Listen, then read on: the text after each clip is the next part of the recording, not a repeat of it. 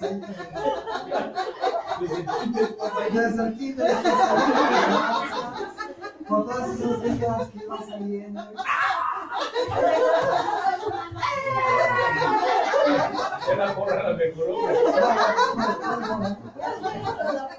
Sale pues, acompáñenme por favor a Salmos 102, 25 y 27. Antes de iniciar a hablar del tema que se había preparado, vi prudente el que tomáramos dos principios fundamentales sobre Dios. Y estos principios son principios que tenemos que recordar durante todo lo que vamos a platicar el día de hoy. Y son principios con los que siempre vamos a tener marcados en nuestros corazones. ¿Quién me ayuda a leer Salmo 102, 25? Del 25 al 27.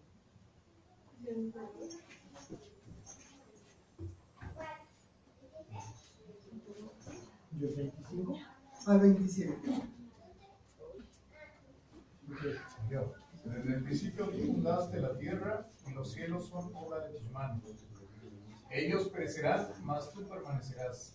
Y todos ellos como una vestidura se envejecerán. Como un vestido los mudarás y serán mudados. Pero tú eres el mismo y tus años no se acabarán.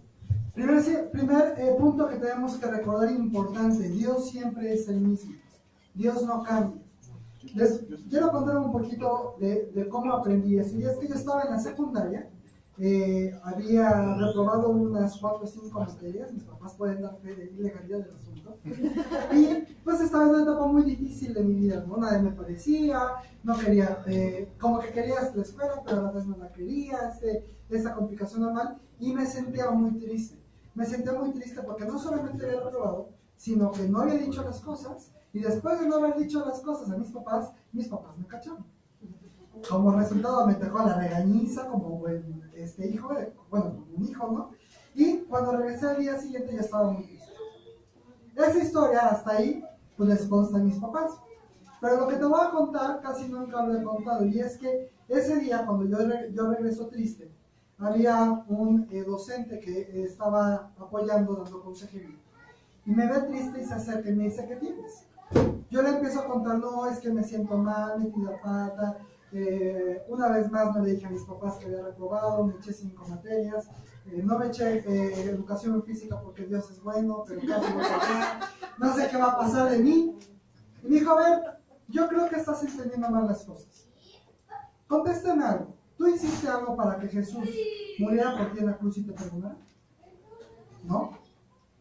Y entonces, ¿cómo es que piensas que puedes hacer algo para que Dios te deje amar? Lo que yo no había entendido en ese momento es que no me sentía tan culpable por lo que había hecho, sino que me sentía alejado de Dios. Porque había metido la pata y había engañado y no entendía en ese momento que Dios es el mismo por mí.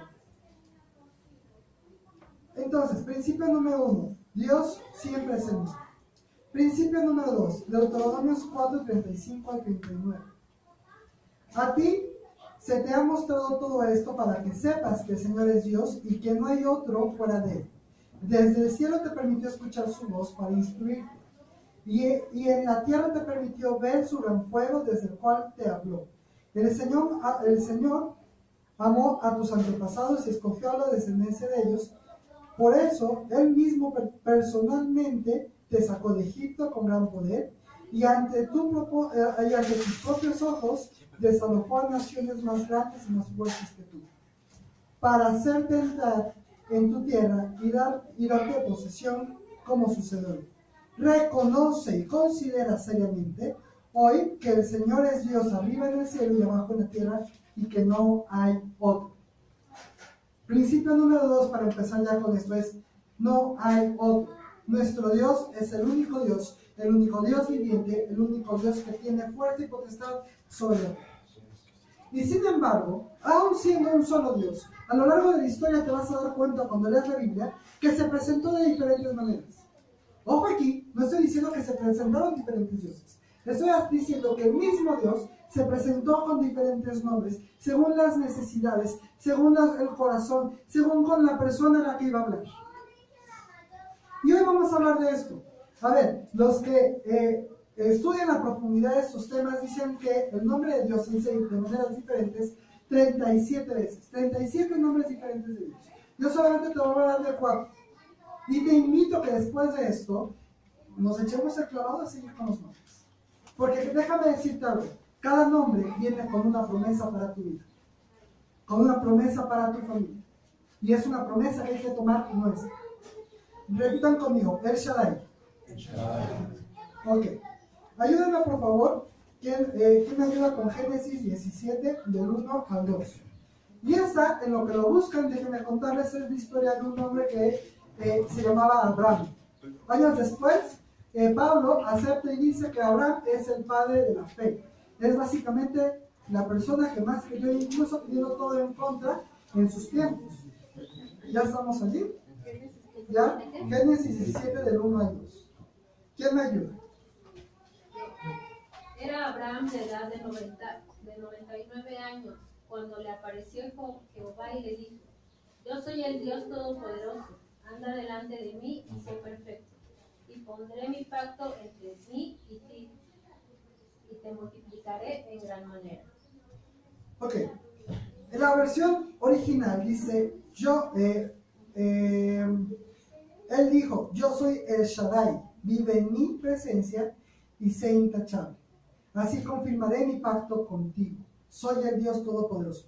Vamos a hablar un poquito del contexto, porque hablar de texto sin contexto es más que chisme, ¿no? Hablemos un poco de la historia de Abraham. A ver, la historia de Abraham inicia en Génesis 12. Es cuando se escucha por primera vez que un hombre llamado Abraham tiene un llamado. Y este llamado, 12:1, es cuando Dios le dice, deja a tu padre y a tu madre y vete a la tierra que te mostraré. Lo leemos con mucha facilidad. Bueno, Dios llegó y le dijo, deja la tierra que te mostraré y se fue. Pero yo no me imagino llegando a un país que no conozco, sin GPS, sin el Google Maps, porque yo soy generación de Google Maps, y decir, voy caminando y Dios me mostrará. La verdad es que para eso se necesita una valentía muy grande. No le dijo, deja a tu padre y vete a Cholula. Bueno, sé para dónde voy, con permiso. Le dijo, vete a tu padre y vete a la tierra que yo te mostraré.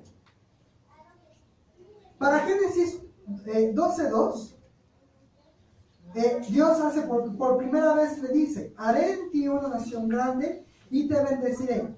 Haré famoso tu nombre y serás una bendición. Ojo aquí, es la primera vez que Dios le dice que va a tener una descendencia. Y hago referencia a la primera vez, porque ahorita vamos a ver que no solamente se lo dijo una vez, se lo estuvo repite, y repite, y repite, y repite, y repite. Génesis 12:4, Abraham decide obedecer. Toma a su esposa, a su sobrino, ¿no? Y le dice, vámonos, y se va. Para esto, él tenía 75 años. A ver, ¿cuántos de aquí, de los más grandes, ya tenían por lo menos casa propia o rentada a los 30 años? ¿No? ¿Sí?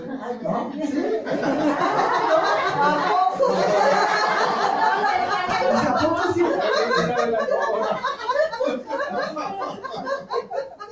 Le dice que deje todo. Deja a su madre y a su padre. El hombre tenía 75 años. A ver, que no era un chamaco de 21, con respecto a los que tenían 21, que todavía están haciéndose de sus cosas. Probablemente, viviendo con sus papás, él ya tenía varias cosas, tenía varias responsabilidades, y aún así obedece. Génesis 12:7. Es cuando él llega entonces a Siquem y le dice, yo te daré esta tierra a ti y a tu descendencia. Y ojo aquí, esta es la segunda vez que le dice Dios, Abraham, tendrás descendencia.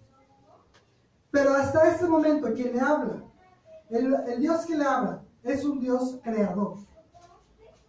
No le dice, yo soy tu Dios. Cuando es hasta que le dice, yo el creador te daré. La perspectiva del creador usualmente está muy lejos. El creador es un tema que podría verse ausente de emocionalidad, de amor, de cariño. Simplemente es un creador. Pero él está, lo está demostrando.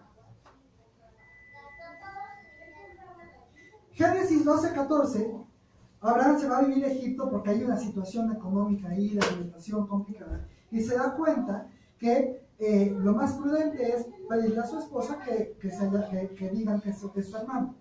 No, este tema de que, bueno, es una mujer muy atractiva, es muy guapa, no vaya a ser que por querer estar con ella, le metan cráneo, ¿no? llegan, se enteran por el chisme, porque básicamente es un chisme, Faraón termina viendo a la hermana, ¿verdad? Y entonces empieza a darles riquezas para tener esta cercanía con la hermana y es castigado el Faraón. Se da cuenta de lo que está haciendo. Le dice, ¿qué estás haciendo? ¿No te estás dando cuenta de lo que nos estás haciendo? Vete. Pero cuando lo hizo irse, cuando lo hizo alejarse, no le dijo, déjame las cosas y vete. Decía una amiga que es extranjera, cuando yo llegué a México llegué sin un solo calzón. A ver, cuando él se fue, no se fue sin un solo calzón. Se fue con un chorro de cosas. Para Génesis 13:8, Abraham y Lot se separan. Para Génesis 13:16, le dice a Dios, multiplicaré tu descendencia como el polvo de la tierra. Si alguien puede contar el polvo de la tierra, también puede contar tu descendencia. Y pilas acá, es la tercera vez que Dios, el Creador, le dice que va a tener descendencia. Génesis 13:17, no es necesario que vayan, es así como un mega resumen que estamos haciendo. Él va y salva a su sobrino de una guerra acá, en donde el pobre sobrino quedó a la mitad y terminó ahí prácticamente parte de, pues podemos decir, esclavizado, tomado por un rey, y él va con sus hombres y los saca, ¿no? Génesis 15 al 2, y esto es muy importante, ahí sí te va a pedir que lo cheques. Génesis 15, de 2 al 5. Él ya tiene riquezas y Dios le dice, te daré más, te voy a seguir bendiciendo. Y Abraham dice, Señor, ¿para quién me vas a dar algo si aún no tengo obediencia? ¿A quién se lo voy a dar? ¿Se lo voy a dar a mi siervo más cercano? ¿Para qué estoy aquí? ¿Para qué me estás dando cosas si tu promesa no se ha hecho real? Y Dios le contesta, no, vas a tener descendencia y va a ser tu propio hijo. Y tu propio hijo va a ser el que tenga esa descendencia. ¿Y qué creen? Esa es la cuarta ocasión en donde Dios le reconfirma que va a tener descendencia. Para Génesis 14:13, el Señor le dije, debes saber que tu descendencia vivirá como extranjera en su propia tierra, donde serán esclavizados y maltratados durante 400 años. Pues no le dijo así bonito, vas a tener descendencia, ¿verdad? Pero habla, porque Dios es un Dios que habla de las cosas que no se han hecho, como si ya se hubieran hecho. Y aquí le dice, tu descendencia va a ser esclavizada. Y vamos por la quinta vez, que Dios le recuerda que va a tener descendencia.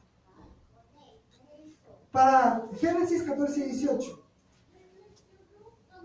le dice Dios, a tus descendientes les daré esta tierra, desde el río de Egipto hasta el gran río, el Éufrates. Es la sexta vez que Dios le dice que va a tener descendencia. ¿14 o 15? 15:18. 15. Génesis 16:2. Ahí es cuando Sara dice, el Señor me ha hecho estéril. ¡Opa! ¿Y cuál descendencia?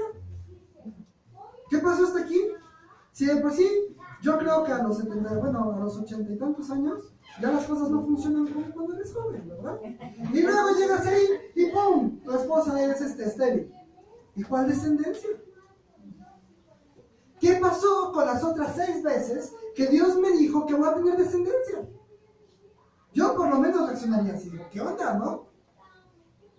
Y entonces ocurre la historia de Ismael, ¿no? Y en la historia de Ismael, Sara le dice a Abraham, bueno, pues te doy chance de tener un hijo, ¿no? Con mi sirviente, tener un hijo que es Ismael. Génesis 17, del 1 al 2. Cuando Abraham tenía 99 años, el Señor se apareció y le dijo, yo soy el Dios Todopoderoso. Voy a hacer una pausa aquí. Hasta antes de este punto, el que se presentaba con Abraham era el Creador. 7 veces les había dicho, vas a tener hijos. 7 veces te había dicho, vas a tener descendencia. Pero ¿por qué terminar diciéndole Porque cuando se lo confirmó, no se lo confirmó como el Creador, se lo confirmó como el Dios Todopoderoso. Y cuando dijo Dios Todopoderoso, lo dijo con la misma fuerza, con la misma autoridad con la que dijo, hágase la luz, y la luz fue hecha. Lo dijo como parte de una realidad inherente que no cambia. Y le dice, yo soy el Dios Todopoderoso. Y vive en mi presencia y sea intachable. Así confirmaré mi pacto con él. ¿Y lo logró? Lo cumplió. Más que lo logró, lo cumplió, porque pues lograrlo lo puede hacer con los ojos cerrados. El Shaddai es una palabra que viene del hebreo, está compuesto por dos palabras diferentes, y básicamente, si lo traducimos literal al español, dice el poderoso que nutre, suple y satisface. Básicamente hace referencia a un Dios omnipotente en generosidad. Voy a decir otra vez, el Señor poderoso que nutre, suple y satisface. Vivimos en un mundo, estamos en un tiempo muy complicado. Yo llego a la escuela y todos los días escucho que a una niña no llegó a la escuela porque la trataron de salvar. Está cañón. Y escuchamos en la tele con mucha facilidad, no, es que el presidente hizo, y está cañón. Y se nos olvida con mucha facilidad que tenemos un Dios todopoderoso, que cumple, nutre y satisface. Dice Pablo al respecto, contra toda esperanza, Abraham creyó y esperó, y de este modo llegó a ser padre de muchas naciones, tal como se le había dicho, así que numerosa será tu descendencia. Su fe no flaqueó, aunque reconocía que su cuerpo estaba como muerto, pues ya tenía unos 100 años, y también estaba muerta la matriz de Sara. Contra toda esperanza. ¿Sabes, familia? Estamos llamados a quitar nuestra vida, nuestra perspectiva, nuestra vista sobre lo que dicen alrededor. Porque continuamente escuchamos todo el tiempo las cosas están cañonas. Y no es una frase de mi generación, no es una frase que haya salido apenas, es una frase que ha ocurrido generación tras generación tras generación, y los que tienen más edad me lo van a confirmar. Pero estamos hablando de que un hombre, un Abraham, contra toda posibilidad creyó. Es que la economía se viene abajo, contra toda posibilidad creyó en el Dios que cumple, nutre y satisface. En Mateo 6, 25 al 34 dice, por eso les digo, no se preocupen por su vida, qué comerán o beberán, ni por su cuerpo, cómo se vestirán. ¿No tiene la vida más valor que la comida y el cuerpo más que la ropa? Fíjense en las aves del cielo, no siembran ni cosechan ni almacenan los granos, sin embargo el Padre Celestial los alimenta. ¿No valen ustedes mucho más que ellas? ¿Quién de ustedes, por mucho que se preocupe, puede añadir una sola hora del curso de la vida? ¿Y por qué se preocupan por la ropa? Observen cómo crecen los niños en el campo. No trabajan, no hilan. Sin embargo, les digo que ni siquiera Salomón, con todo su esplendor, se vestía como uno de ellos. Si así viste Dios a las hierbas que hoy están en el campo y mañana se arrojan al horno, ¿no hará mucho más por ustedes?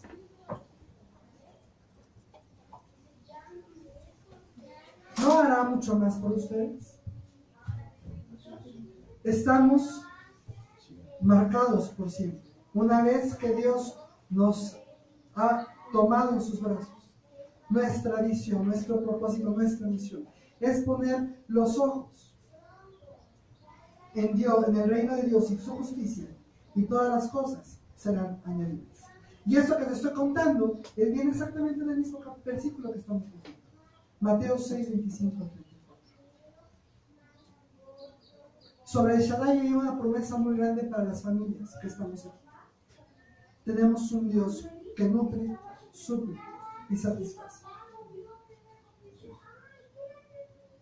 Yo no estoy diciendo con esto que dejes de hacer las cosas que tengas que hacer para poner dinero en tu familia, para buscar que las cosas se hagan. Lo que estoy diciendo es nuestra perspectiva, nuestra visión. No tiene por qué estar en eso. Mi tranquilidad no tiene por qué estar en mi trabajo. La tranquilidad de mi familia no tiene por qué estar en un doctor. Por supuesto, el doctor lo va a custodiar si es necesario. Pero mi calma, mi tranquilidad, mi fe, tiene que estar puesta en Dios. En aquel Dios que cumple, suple y satisface. Nombre segundo, Jehová de los ejércitos. El nombre original es Yahvé Sebaot, aunque no sé muy bien si se dice Sebaot o se cambia ahí alguna palabra, pero así es como está escrito. Y cuando se hace constante es cuando hablamos de la famosa historia de David y Goliat. Por favor, acompáñenme a Samuel 17:8. Y mientras lo buscan, quiero contarles algo. La paz de Dios de los ejércitos no es dicho hasta Samuel 17:8. Ya había sido dicho muchas veces antes. Hablamos de un pueblo, el pueblo de Israel, que había estado en constante guerra. Y que en alguna ocasión, en el mismo libro, nos cuentan que hubo una guerra en donde habían 4 contra 1, 4 filisteos contra un israelita. Y la gente temió. Y entonces un hombre que tuvo fe dijo: me voy a acercar, y si estos canijos me dicen en burla, acércate, a ver qué me puedes hacer aquí, casi casi. Entonces es una señal de Dios para acabar. Dice la Biblia que fue, se acercó, le hablaron, le dijeron exactamente lo que él había dicho. La tierra tembló, y la gente se confundió y empezaron a matar entre ellos. El término Jehová de los ejércitos ya se había hecho real en la vida de Israel. No había pasado, no era algo nuevo, no se había dicho, no era algo que nunca se había dicho antes. Se escuchaba bien. La gente le escuchaba Jehová de los ejércitos, Jehová de los ejércitos, Jehová de los ejércitos, Jehová de los ejércitos, Jehová de los ejércitos. Pero llega una historia, 1 Samuel 17:8. Goliat se detuvo ante los soldados israelitas y les desafió: ¿para qué están ordenando sus filas para la batalla? ¿No soy yo un filisteo? ¿Y no están ustedes al servicio de Saúl? ¿Por qué no escogen a alguien que se me enfrente? Si es capaz de hacerme frente y matarme, nosotros les serviremos a ustedes, pero si yo los venzo y los mato, ustedes serán nuestros esclavos. Y dice al final de este versículo: yo desafío hoy al ejército de Israel, elijan a un hombre que pelee conmigo. Al oír esto, lo que decían los filisteos, Saúl y todos los israelitas se concentraron y tuvieron mucho miedo. El pueblo que ya había sido alguna vez sacado de Egipto, que había tenido batallas libradas por Dios, al ver a un hombre, a un gigante más grande que ellos, tuvieron miedo. El mismo pueblo que había escuchado una y otra vez el Dios de los ejércitos, el Dios de los ejércitos, el Dios de los ejércitos, tuvo miedo. ¿Qué pasó ahí? ¿Qué pasó ahí? Resulta que históricamente cuando un país está en guerra, tiempo largo, tiempo corto, el país se queda congelado. Congelado económicamente, congelado socialmente, porque el tema de la guerra es un tema muy delicado. Y estas personas, el pueblo de Israel, no solamente estaba en guerra, sino que estuvo 40 días escondidos sin hacer absolutamente nada. El pueblo de Israel, que conocía a Dios de los ejércitos, repito, estuvo 40 días escondidos sin hacer nada. Entonces llega David, lo mandan ahí, una versión de caricatura para niños dice, esa es su versión, no es la versión de la Biblia, que lo mandan a entregar la pizza a sus hermanos. Realmente lo mandan a llevar alimentos a sus hermanos. Un chavo que era el más joven de su familia. Y vamos a contextualizar un poquito sobre qué significa ser pastor. Resulta que para esos tiempos, el pastor siempre era el más joven de la familia. Es decir, el mayor ya había sido pastor alguna vez, había dejado de ser pastor y ahora estaba ayudando en el tema del sembradillo, de la cosecha, de la organización económica y de productos, y el menor ahora le tocaría hacer el trabajo de pastor. Es decir, que teóricamente sobre la línea, al menor le tocó ser el IBM, que no tiene potestad sobre las cosechas, sobre el dinero, y que aparte de todo, se tiene que poner al tú por tú con los animales que pueden llegar a cazar a las pobres ovejas, y tiene que cuidarlas. Ese era el más joven de todos. Y entonces, David llega, ve todo lo que está pasando. Y David pregunta, ¿qué dicen que le darán a quien mate a ese filisteo y salve así el honor de Israel? ¿Qué se cree este filisteo pagano que se atreve a desafiar el ejército del Dios viviente? En ese momento no era David, estaba David, pero lo que se mostraba era una actitud de parte de Dios hacia lo que estaba pasando. Algo que iba en contra de todo lo que su pueblo decía, de todo lo que su contexto decía. Cualquiera diríamos que es una locura. ¿Cómo? Cuando estás viendo que hombres que estuvieron en el ejército, que saben de la tuya, que son más grandes que tú, que están mejor preparados, que alguna vez han matado, se esconden, y a ti, que eres un chamán, que nomás te dedicas a los ovejas, que eres el más joven de tu familia, que no tienes una preparación, wow, para las guerras, se te ocurre decir, ¿qué le pasa a este loco? Y aquí hay un punto importante, y es que después de este versículo, el hermano mayor, es decir, quien había crecido con él, quien se dedicaba a ser administrador de cierta forma con su papá, y por historia, quien posteriormente habría de recibir la bendición para guiar a su familia, lo marca de impertinente. Le dice, ¿qué haces de casi prácticamente dice ¿qué haces de chismoso? Vete de aquí. ¿Alguna vez a alguno de ustedes les ha pasado eso? A mí sí. Estás con alguien que confías, incluso alguien que viene o que está leyendo la Biblia, y se te ocurre hacer una locura porque sabes que es de parte de Dios. ¿Y qué haces ahí? ¿No andes de impertinente? La típica historia de película cristiana es, lo he visto en 2 o 3 ocasiones, el esposo tiene un llamado, la esposa tiene un llamado y la pareja dice, no, estás loca. Y después la contraparte entiende lo que está pasando. Para este momento David tenía dos opciones. Escuchar al hermano que había estado con él toda la vida y decir, sí, ando de loco, yo mejor me voy, me callo, aquí está tu pizza con permiso. O seguir la línea a la que venía y por la que había sido llamado que era Dios. Repito, tenía 2 opciones. Cuando tengas un llamado, cuando sepas que hay algo que hacer, como por ejemplo lo que viene ahora en el Semana Santa, ¿qué opción vas a tomar? No, es que no hay lana. ¿Qué opción vas a tomar? Has sido llamado y entonces tienes que tomar una primera decisión para comenzar. A él no le importó, su decisión fue mandar por allá a su hermano.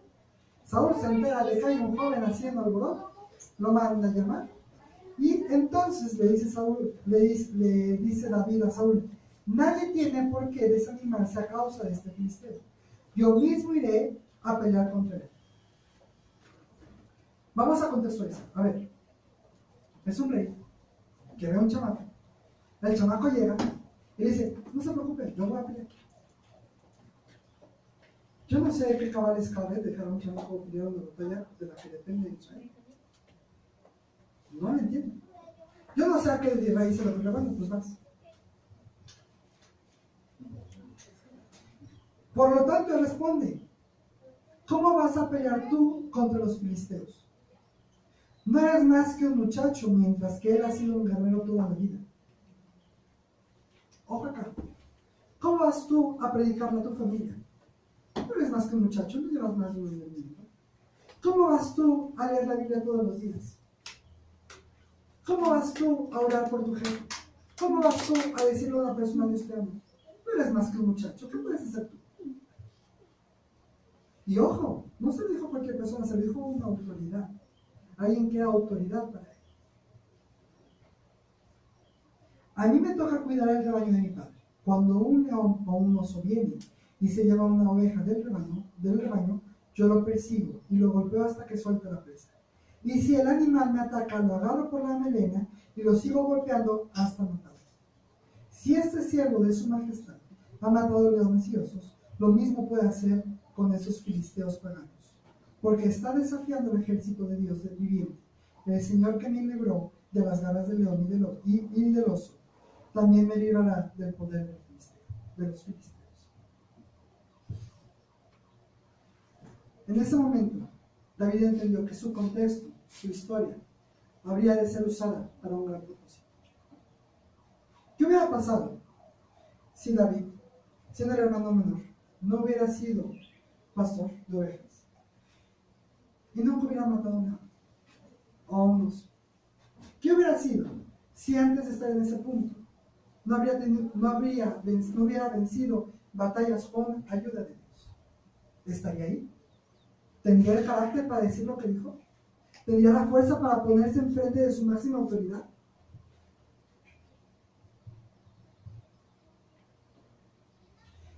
Posteriormente a esto, Saúl le pone una armadura, como, sí, parte de protección, pero también como parte de cobertura.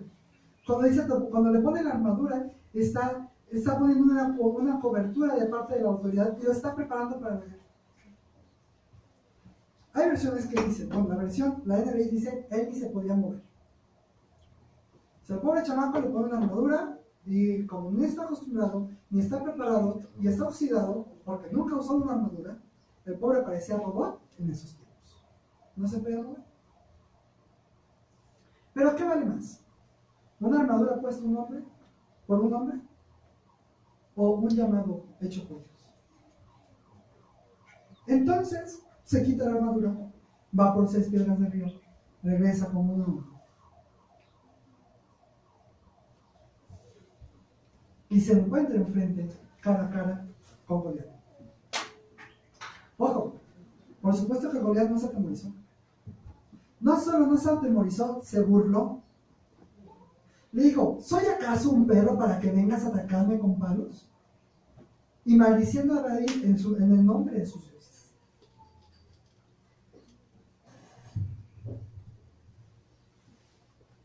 ¿Atacó o trató de atacar la persona íntegra de quien era David? Emocionalmente. Y aquí una vez más, otra batalla. ¿Me quedo? ¿Lo mando por un tubo? ¿Y decido creer lo que Dios me ha dado? ¿O le creo a Goliat? Me lo tomo personal y me voy. La historia de David y Goliat no es una historia de una batalla, no es una historia de un David que vence a un Goliat, es una historia de un David que toma decisión tras decisión, tras decisión, tras decisión, en donde le dicen, estás loco, estás loco, estás loco, eres un chamaco, no puedes hacer nada. Y el resultado de confiar en Dios, de tener carácter y confiar en Dios, lo llevó a presentarse contra Goliat. David le contesta, tú vienes contra mí con espada, lanza y jabalina, pero yo vengo a ti en el nombre del Señor Todopoderoso de Israel, el Dios de los ejércitos de Israel, a quien has desafiado. Hoy mismo el Señor te entregará en mis manos, y yo te mataré y te cortaré la cabeza. Hoy mismo echaré los cadáveres del ejército filisteo a las aves del cielo y a las fieras del campo, y todo el mundo sabrá que hay un Dios en Israel. Todos los que están aquí reconocerán que el Señor salva sin necesidad de espada ni lanza. La batalla es del Señor y Él los entregará a ustedes a nuestras manos. La batalla es del Señor y Él los entregará a nuestras manos. Hagamos un paréntesis. Aparte de todas estas decisiones, también habría que pensar cuál es nuestra perspectiva ante una guerra. Aquí hay dos caras de la moneda. Tienes a un grupo que decidió confiar en un gigante terrenal. En nuestra vida, ese gigante terrenal puede ser nuestro trabajo, puede ser nuestra economía, puede ser nuestros conocimientos. Y tienes a un David que decidió poner su fe en un gigante espiritual. Yo les decía hace rato, pongamos los ojos en las cosas de Dios. Y parte de eso es dejar de poner a un gigante terrenal y empezar a creer en un gigante celestial, que es Dios. La Biblia cuenta que después de esto, David agarró su piedra, creo que es muy conocida esta escena, agarra la lanza, la onda, lanza la piedra, cae entre el cejo y cae. Posteriormente le agarra la espada del mismo Goliat y le corta la cabeza. Y la saca. David consumó lo que había sido mandado hacer mediante la espada del propio Goliat, como Jesús consumió el perdón de tus pecados mediante su propia muerte y resurrección. Isaías 43:1 dice, pero ahora así dice el Señor, el que te creó Jacob, el que te formó Israel. No temas que yo te he redimido, te he llamado para su nombre, tú eres mío. Cuando cruces las aguas, yo estaré contigo. Cuando cruces los ríos, no te cubrirán sus aguas. Cuando camines por el fuego, no te quemarás ni te abrazarán las llamas. Esto es una promesa para ti. Iniciaba contándote la historia de David y Goliat porque para la perspectiva de todos, vencer a Goliat era algo improbable, imposible, inalcanzable. A la perspectiva de David, él entendía lo que acabamos de ver. Incluso lo dice: Dios vencerá y pondrá las cabezas de mis enemigos. Ahora, la historia de David y Goliat no es una historia de perfección. No es una historia, la historia de David en general no es una historia de moralidad. Si tú lees Samuel, 1 Samuel, te vas a dar cuenta que David no, pero es una historia de fe. Y esto no puede hacerse verdad hasta que ya. La razón por la que los demás no hicieron nada es porque el Dios de los ejércitos no se había hecho realidad en sus corazones. Y si se había hecho realidad en sus corazones, se había olvidado después. Es la razón por la que estuvieron 40 días sin hacer nada. Conocían a Dios. Entendían la batalla que se venía. Entendían lo que suponían. Entendían que estaba en juego. Pero el Dios de los ejércitos, esta palabra, esta realidad, esta fe, esta creencia, este conocimiento no se ha hecho parte de su vida. Y entonces no tenían por qué pelear, no tenían la capacidad. Cuando logramos entender eso, somos capaces de afirmar lo que se escribió en 1 Corintios 15. ¿Dónde está, oh muerte, tu victoria? ¿Dónde, oh sepulcro, está tu aguijón? El aguijón de la muerte es el pecado y el poder del pecado es la ley. Pero a Dios gracias que nos ha dado la victoria. Así es. Tienes un Dios todopoderoso. Tenemos un Dios de los ejércitos que nos ha llamado a la victoria y que ha cumplido, y ha logrado, y ha vencido. Amén. Ha vencido sobre tus problemas, ha vencido sobre tu realidad, ha vencido sobre lo que la gente dice afuera que ocurre. Pero ojo, pongamos como parte real de nuestra vida, de nuestro día actual, el Dios de los ejércitos. Que no se quede como los israelitas que lo entendían pero no hacen nada. Que se vuelva una realidad. Porque entonces, una cosa es que esté ganando hecha la victoria, y otra cosa es que tú como hijo lo tomes, lo agarres, lo hagas tuyo. El siguiente es Yahvé Rojí, que significa Jehová es mi pastor. El versículo más usual que escuchamos esto es en Salmos 23, 1 a 6. El Señor es mi pastor, nada me faltará, en verdes pastos me hace descansar. Vamos a contextualizar otra vez. ¿Quién escribe este salmo? David. ¿Por qué David escribiría sobre un pastor? Porque él entendía el trabajo del pastor. Él había vivido el trabajo del pastor. Entonces, ¿qué hace un pastor para que David lo viera a él como pastor y a él como oveja?